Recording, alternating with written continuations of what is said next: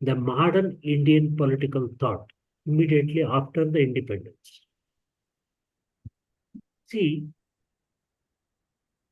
the major thinkers that we list, the early thinkers of modern Indian political thought, like Rajaram Mohan Rai, Dayanand Saraswati, Phule, Navroji, Ranade, Tilak, Vivekananda, Aurobindo, Ambedkar, Gandhi, Lohia, Nehru. These are all important thinkers that who actually shaped the modern Indian political thought. So, in the light of what we discussed in the last class, let us discuss how this colonialism has impacted the way they thought about Indian politics. And briefly, I'll mention each one of them and their major contribution. I don't go into the details of each and every one of them because this I have only 1 hour to complete this.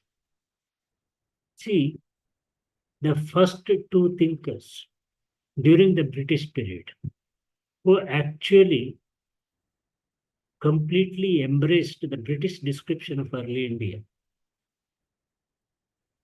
They had no doubts about the accuracy of the British description of the early India. They are Rajaram Mohan Rai and Dayanand Saraswati. The Arya Samaj and Brahmo Samaj, the founders. And for both of them, the British description that, especially the Orientalists, there are two types of descriptions during the colonial period. The Orientalists, their major argument was India, for them, India was not living in a dark ages. Say, for example, Monier Williams. These are all the people who were talking about ancient India during the colonial period, early Indian period. So they were discussing about early India as a glorious period, that there was a great civilization which was actually flourishing in India. But for some reasons, over a period of time, it was deteriorated. It came down. It actually slowly lost its glory and came to the kind of this one where the evils crept in. They accepted the British description that, especially since the Indians, they deviated from the true civilization. The Orientalist description was that their earliest true religion, civilization, everything was okay. But somehow it deteriorated. They deviated from the true path. And what happened later on was evils crept in. What were the evils? As I told you in my last class, these are all the caste system, the sati system, ban on the widow remarriage, and the kind of family system, and all these things. So both Rajaram Mohan Rai and Dayanand Saraswati took the mission. They they went on the path of actually rejuvenating the authentic element of the Indian tradition. They considered what was authentic. I told you in my last class that since Hinduism was considered as religion by the British, both the Rajaram Mohan Rai and Dayanand Saraswati agreed with it, and both of them, they thought that the holy scripts were Vedas and Dharma Shastras, Upanishads. So both of them, first it was Rajaram Mohan Rai and then Dayanand Saraswati, when he founded Satya Sodak Samaj, they thought that if we truly follow the scripts, the authentic scripts, which was actually ordained for the Hindus to follow. So we will solve most of the problems. So when there was a kind of conflict between local people and the British administration, local people arguing that it is our custom, we have to follow this. Incidentally, I have to tell you that this kind of problem arose in the British administration, in the British rule, immediately after the 1857 revolution, revolt against the Sipai meeting, the famous Sipai meeting. There, after that, there was a strict instruction from the British Empire, the famous Queen's proclamation, that the British administrators in India should not interfere into the personal beliefs of the people of India. So, whenever the people said that it's our custom, it's our this one, they thought that it is their religion permits. So much so that whenever they wanted to give punishment, whenever the crime occurred, it was brought to the court. There were British judges. And after this Queen's proclamation, they had to decide whether somebody has committed a crime or not, depending on whether that particular act is allowed by the religion or not. So for that, they had to employ religious preachers, that is, the priests, those who are, especially for Hindus, those who are well versed with Dharma Shastras, Vedas, and all those things, and for Muslims, Maulavis. So, whenever a case was brought to the court, the judge would normally ask these people whether it is permitted in this one script. If they say yes, they were let go.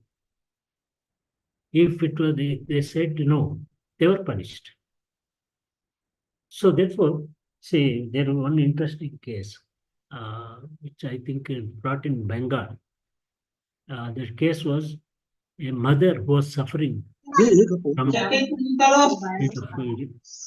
She could not bear the pain, and she requested her son that help me to die. I don't want to live. So there was a local tradition that if it was unbearable and it is very old lady, they gave some kind of this one. Normally, they just took this one, the old coin, dropped it on the rock, and they used to give to the patient. And after some time, the patient would die, like what we call today mercifully. In this case was brought that a person helped his mother to die, who was suffering from tuberculosis. When that case was brought, the judge asked the Brahmin priest, the Dharma Shastra expert, whether it is allowed in your episode. And he looked into some text and said that yes, it is allowed. So he was let go. But the similar case after some time occurred with regard to Muslim.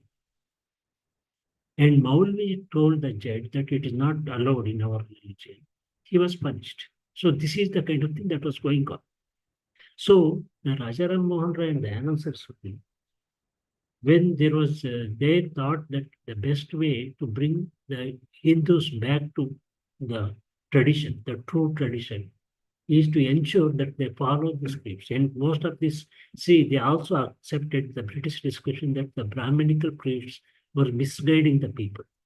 And why this kind of discussion came, in order to understand this, why the British came out with this kind of description, you have to go back to the early Christian history in Europe, especially the Protestant movement.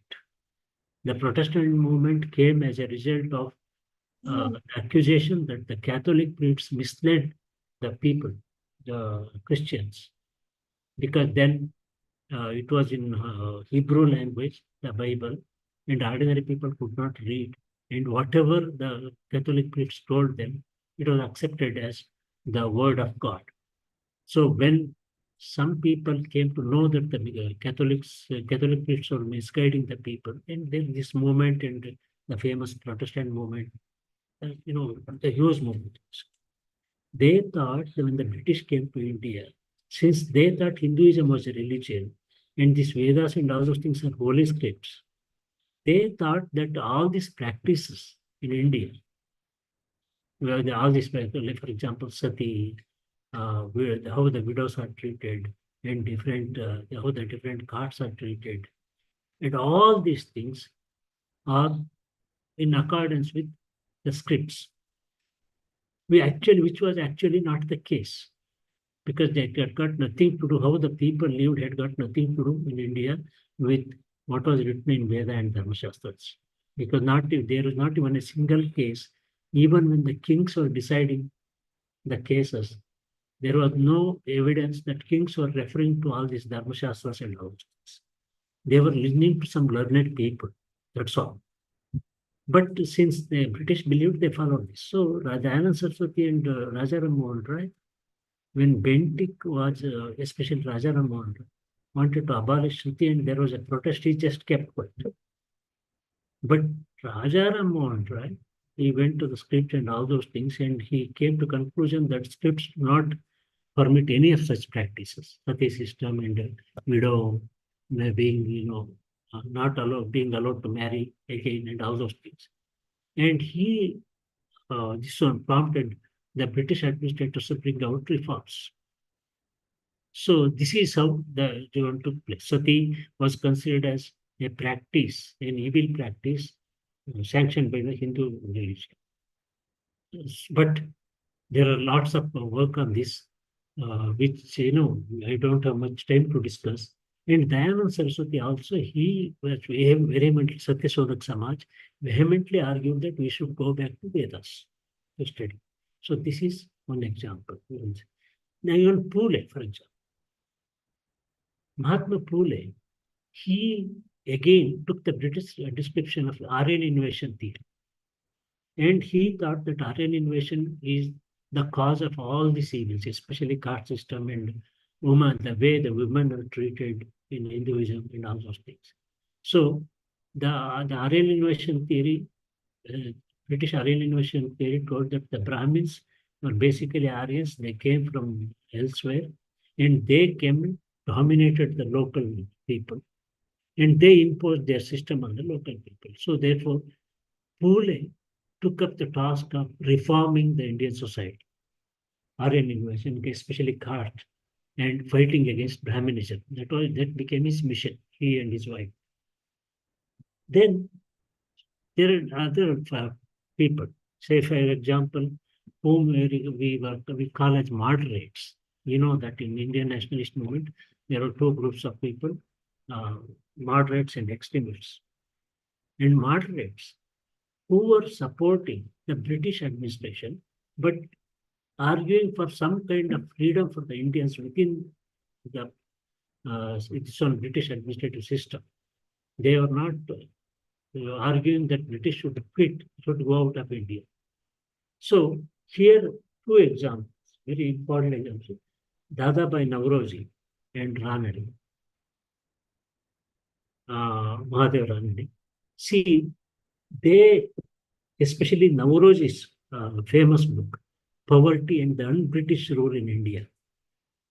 Here he argued that it's good that the British rule here, but he also said that they are not actually ruling properly. They are not ruling the way they should rule as prescribed, as they rule themselves in England.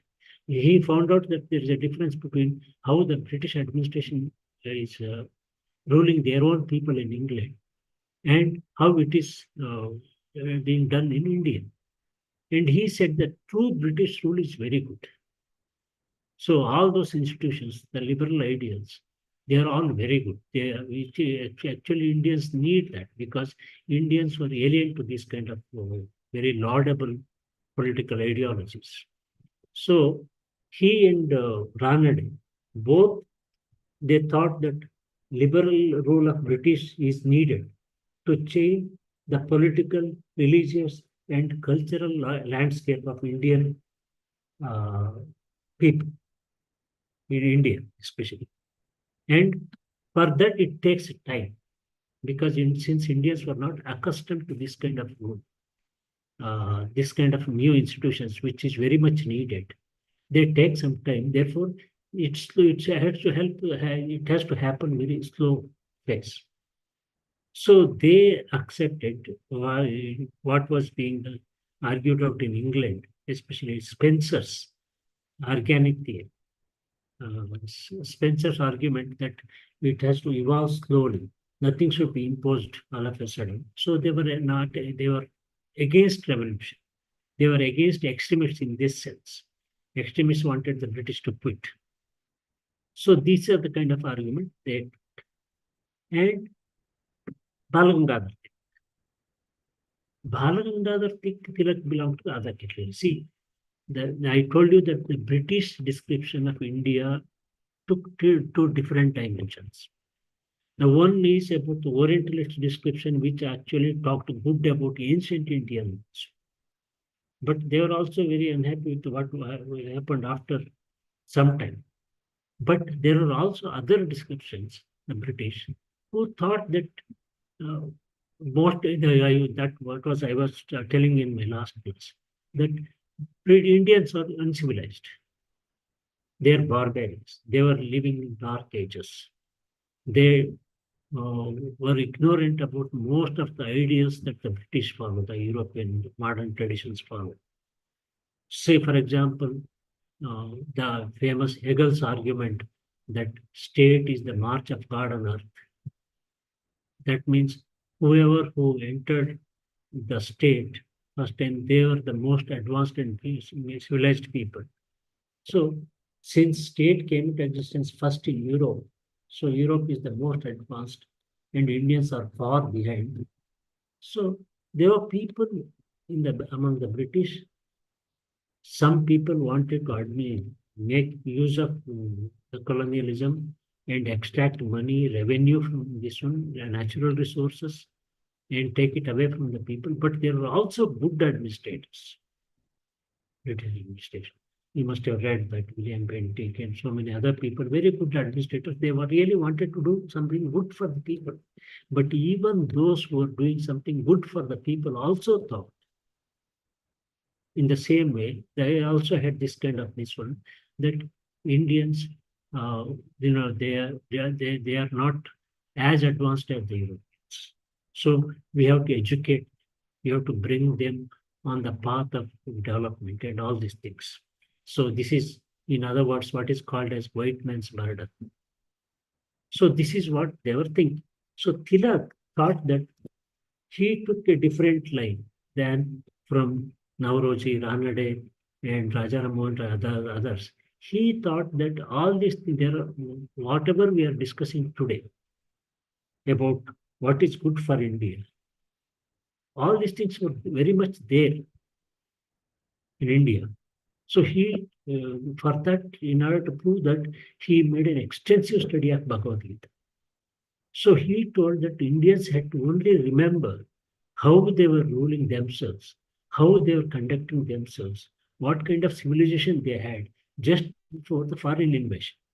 So Tilak came to the conclusion, he argued that it is because of the invasion by the foreign forces, first by the Muslims and then by the British, the true Indian spirit is lost. So what we have to do is that we have to take it back, recover it back. Therefore, the only way to recover it back is that we have to fight against this administration, this rule by the British, and British have to go back. So this is the extremists. He stood for the extremists.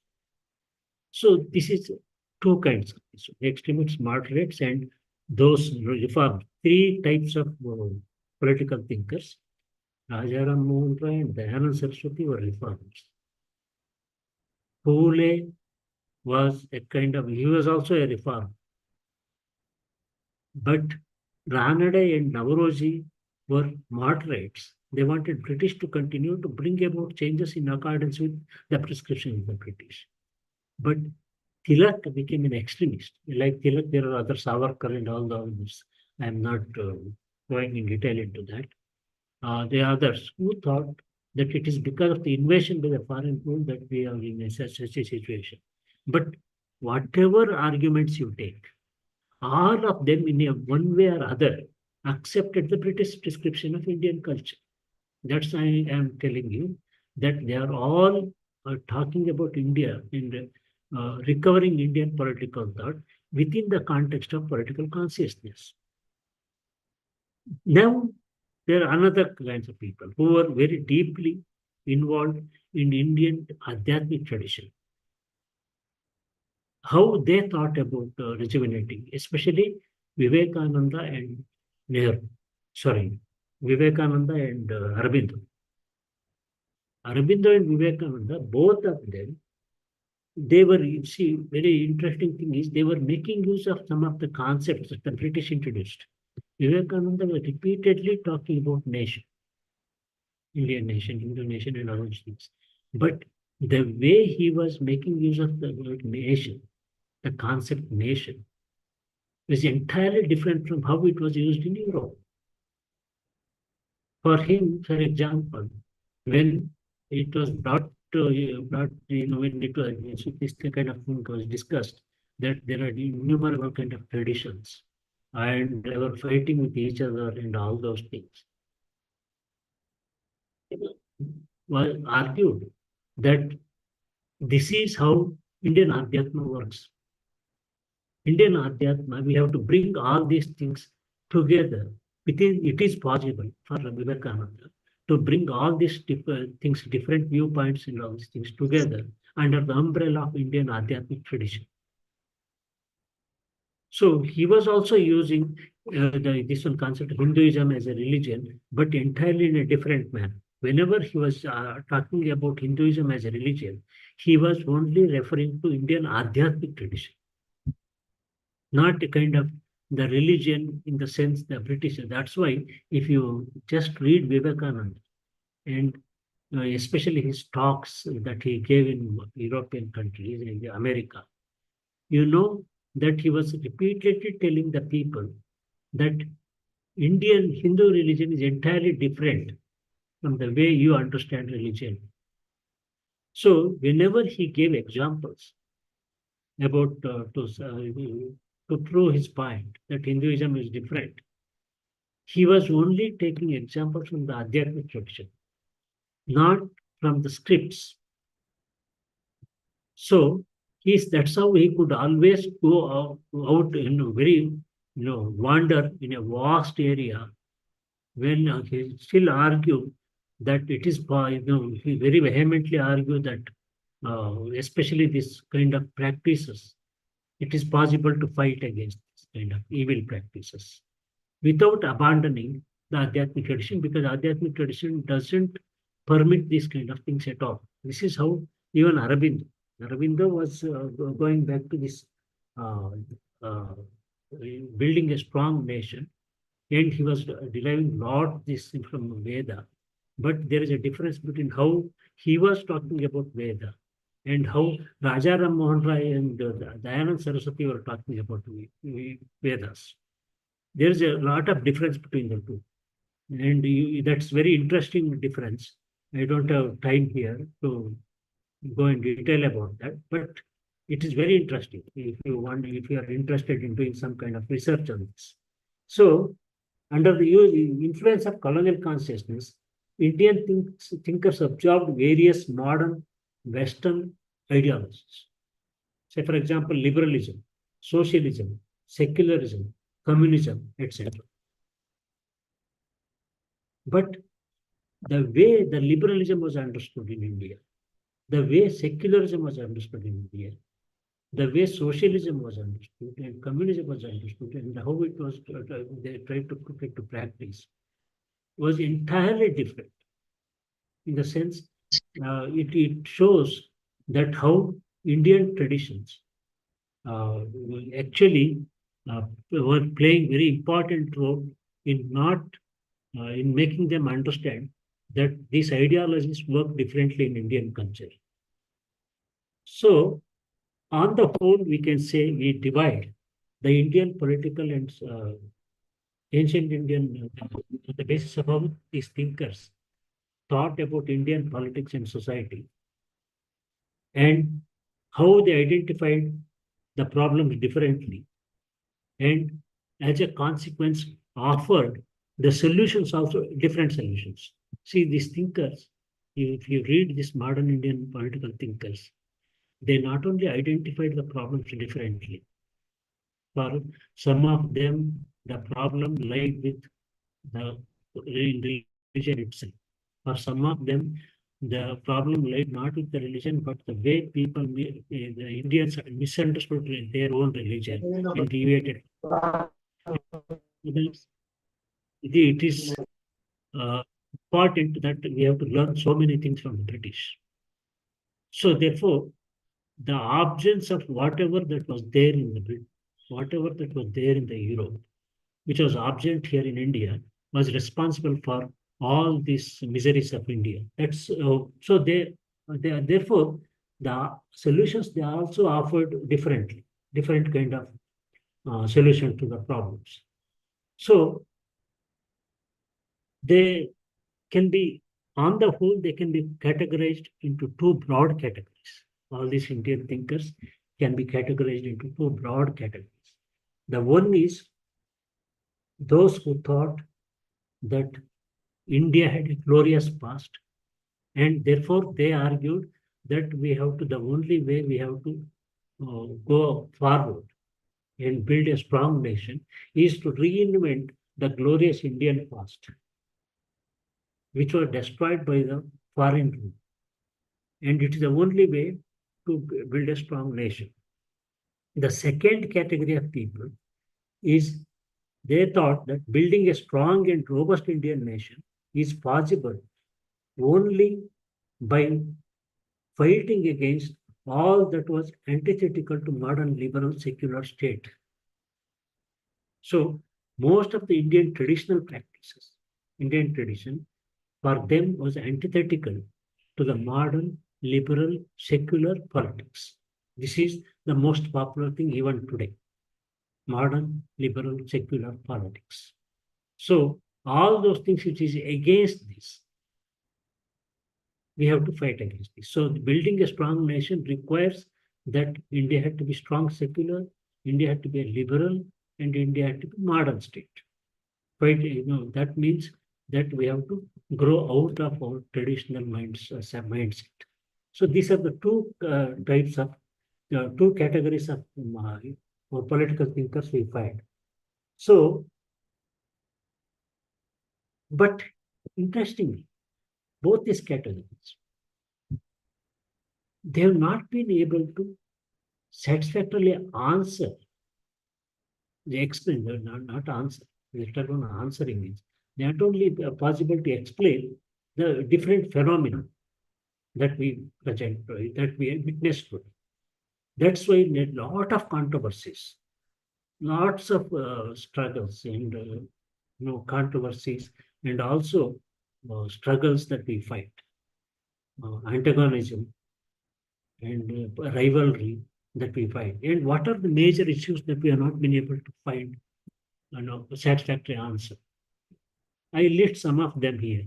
The one is, see, we talk about secular, but even today it is not clear how we can actually make a distinction between secular and non-secular.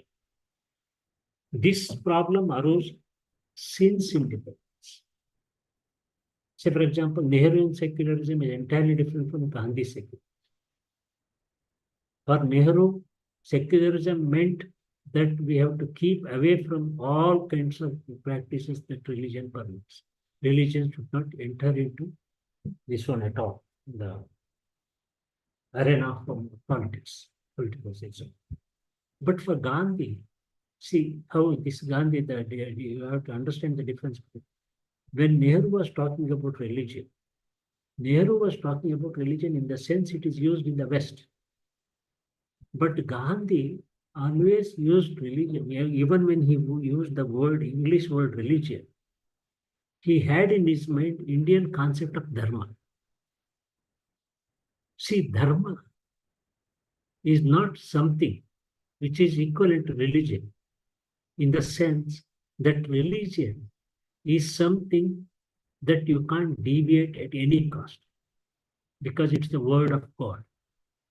So, what is that the followers should do and what they should not is clearly written.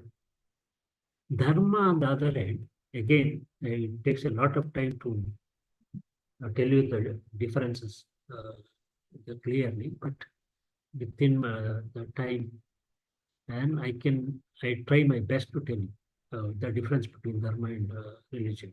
Dharma is basically contextual in the sense that what is dharma today might become adharma tomorrow, depending on the time and the space. This is what, the famous sloka in Mahabharata by Bhishma, when Yudhishthira goes and asks Bhishma whether it is not adharma to wage a war. In the midst of war, he was asking this question to Bhishma because he was fed up with being witness to the lots of people being killed, his own kith and kin, and many women becoming widows for no fault of theirs, and all those things. So he thought that it's all useless to fight this kind of war for the sake of land. But then when he asked this question to Bhishma, Bhishma answered. It is very famous, this one. Bhavatya dharmo dharmo hi, dharmo adharmo bhava, karana desha kalasya tadrishata.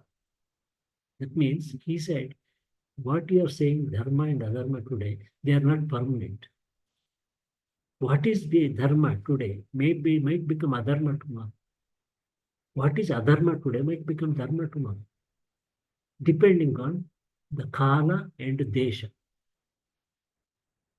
That means, see, if you think that killing people is adharma and refrain from doing your duty as a Raja to uphold dharma, then as a consequence, if people like, by implication he was telling, people like Duryodhana and others, the bad kings come to occupy the throne, many more people will die and you will be held responsible. Therefore, there are certain things which is permitted in a particular context to uphold dharma. The particular act itself might appear as adharma. This is exactly what Krishna says in Bhagavad Gita to Arjuna when he hesitates to wage a war against his own elders and teachers. So this is how this one did. So secularism in the West, it's very clear. There is no problem in understanding secularism in the Western culture. Because what was secular? I told you in the morning that when there was a Protestant movement against the Catholics, and it took a long time. And after some time, it was a problem is solved in such a way that Protestants became a different group within Christianity, and Catholics also changed most of this one and accepted the changes. They also brought about reforms. So in European nations, these two categories of Christianity had equal influence on the state, the Catholics and the Protestants. So each of them had different claims. Then the problem arose, the states, which side the state should take. Then they, as a solution to that problem, they came out with the solution that state will keep a distance from these two categories of people, that is Protestant and Christian Catholics. Because religious claim for the ultimate truth is a religious claim. It cannot be a political ideology. Therefore, we will be neutral towards religious claims. That's how it was solved. But when the secularism came to India, see, in the absence of such a kind of religion in India, what happened was that, see, what is secular and what is not secular, whether going to a temple is secular or non-secular, whether no, a person, that controversy when Nehru was there, Rajendra Prasad, when he went to the temple, there was a huge controversy that President of India is going to religious practices and all those things. But here, since it is not a religion, people could not understand because there is no clear prescription that you have to do this because this this dharmic traditions never claimed this one for ultimate truth. Ultimate truth is something that each individual has to find on his own. That is the whole this one of Indian Adhyatmic tradition. That's the reason why this famous Ekam Sat Vipra Bahuda Vadanti. So there is a truth. There might be one truth, but people find it differently in different ways. That is allowed. There is no prescribed path that this is the path. When that is the case, it is possible to follow secularism. That when you say that my path is the only path and you are not allowed to stray away from this, then holding on to that kind of position and being in a government office, holding a top office becomes extremely difficult. Because I am arguing in effect that my way is the only way. But in the Indian dharmic tradition, such kind of arguments you don't find at all. You have your way, I have my way. So people could not understand this. See, that's the reason why if you say that going to temple is a non-secular act and applying bindi is a non-secular act, it is a religious act, all those things. Then controversy about wearing burqa. That's the reason why. Then they started arguing that it's religious. This one you cannot allow this kind of thing. It has not been able to solve this problem even today, because secularism can be interpreted any way you like. So, what is secular and what is not secular has become problematic. And second thing is, again, I told you about corruption in the morning. Corruption also, we have not been able to find out the problem, the solution to the problem of corruption. See, it's very normal for the politicians to say, if you talk to them in a close corner, especially those who are contesting in elections, they say that people expect money. If you don't give them money, they don't vote. So they have to spend money in the election. So to recover that money, you have to be corrupt. Not only recovering that, but also you have to ensure that you have enough money to contest the next election. So you have to recover double the amount of money. So this is the kind of argument. Where is the end? How do we understand this system? Either, as I told you in the morning, we have to throw our hands up and say hopelessly and helplessly that Indian people are corrupt. But can we really seriously accept that kind of thing? The Indian people themselves becoming corrupt, entire population becoming corrupt. This is what the Transparency International says. If you go to look at the list of most corrupt people, India ranks on the top. But at the same time, look at this paradox. They look at, at the same time, India is progressing. India is becoming very strong country. India is becoming economically strong. Indians, have making names anywhere in the world, even in educational field. On the one hand, we witness this. On the other hand, we witnessed also the opposite. Which of this is true as far as Indians are concerned? We do not know.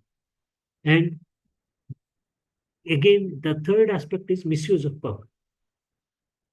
The power, once it is, we get into this, how the Indian system works, political system. The election, how they become ministers and all those things, and the bureaucracy, how they are selected and all those things. They all be these people executive, judiciary, especially the executive and judiciary. Even legislatures hold power, but especially executive and judiciary, they hold a lot of power. But even though we talk about checks and balances, the way it is working in India, it is so complex that we have not been able to understand and theorize this even today. Who misuse the power? Is it the people who misuse the power? Is it the representatives of the people who misuse the power? How the power is understood? In spite of that, how Indian democracy thrives. It's so much, you talk about so many things about, look into the literature in Indian democracy. You have so many evils that are listed, so many negative things you are listed. If you seriously take them all together, it means Indian democracy should have disappeared long back. But in spite of this, Indian democracy continues. How is it possible? We do not know. That's why, as I am talking to you as political scientists, we are expected to theorize this on the basis of this. How do we theorize this? And then judiciary. Judiciary, how does it work? Do people really get justice in judiciary? How Indian traditional system worked. When the British came, when the Indian modern judicial system was introduced, this system of taking oath was introduced. So, for holding a holy book and taking oath. And one of the British scholar observed, or administrator, I think one of the administrators observed, that Indian people are most untrustworthy, that they lie at the drop of a hat. They don't hesitate to lie in the court. They easily lie in the court, holding their holy book. This is what he observed. But there is another person, I forgot his name, Williams, I got it. He made a study of traditional way of dispensation of justice in Indian villages. He makes a point, very interesting point.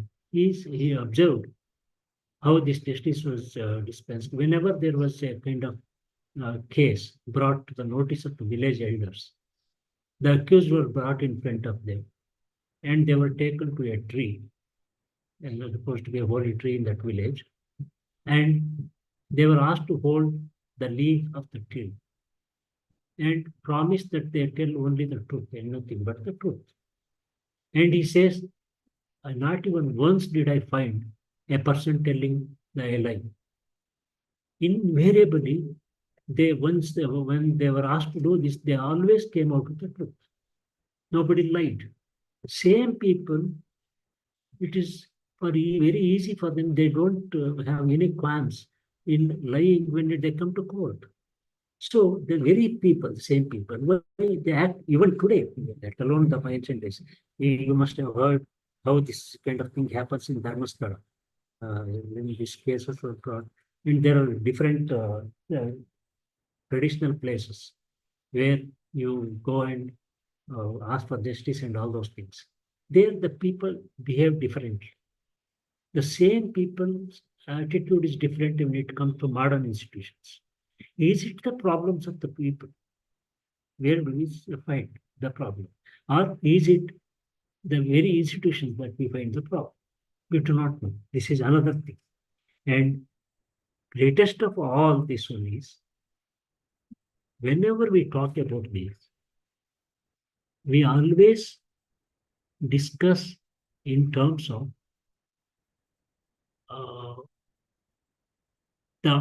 you know what is called as trodden.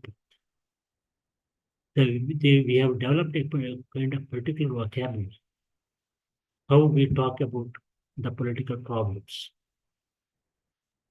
how we talk about different concepts.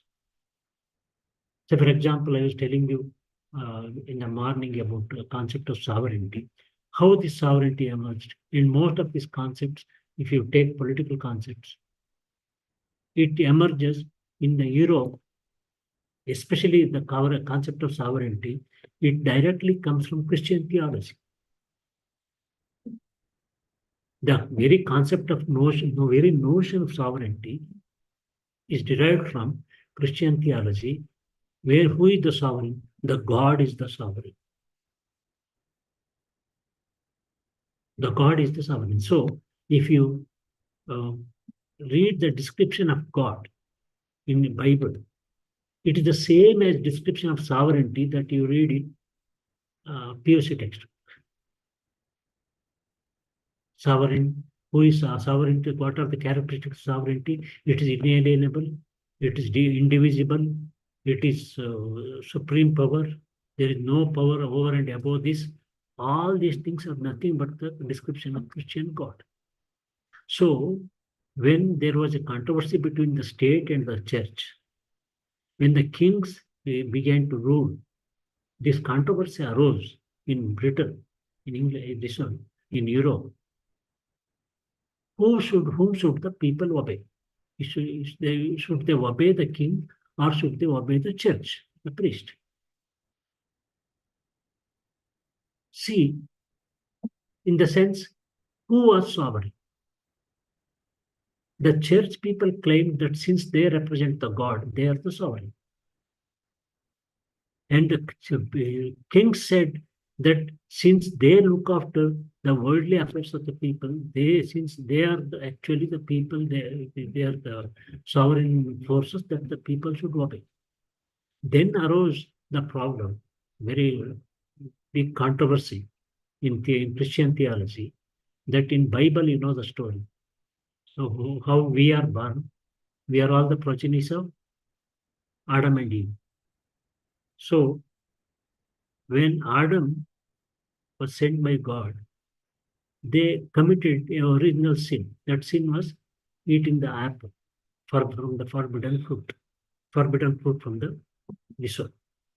So as a result, they were cursed to live on this earth. But the controversy that was raised during this one to decide about the question of sovereignty was when God gave the suzerainty of earth over earth to Adam, whether he partook a part of his sovereignty and whether he gave a sovereign power to the Adam over the earth or not. If God has given sovereign power to the Adam, then kings are sovereign. If the God had not given, then the church is sovereign. That was the controversy. So it took a long time.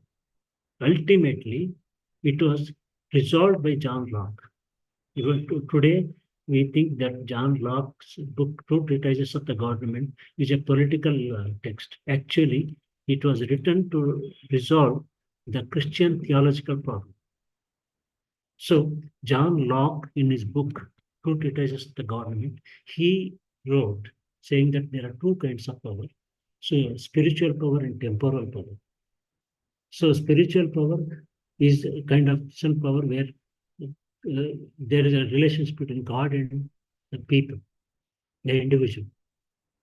And the temporal power is between the citizens and the state. So it is in the temporal power, it is the king, or he calls it it's a magistrate. He doesn't say king. Magistrate has the power over the citizens. And in the spiritual power, it is the church which has this sovereign power over the people. So this is how this is resolved, two types of power. Therefore, it gave birth later on to liberal democracy. Liberal democracy, where you make a distinction between uh, individual freedom and your power of the state.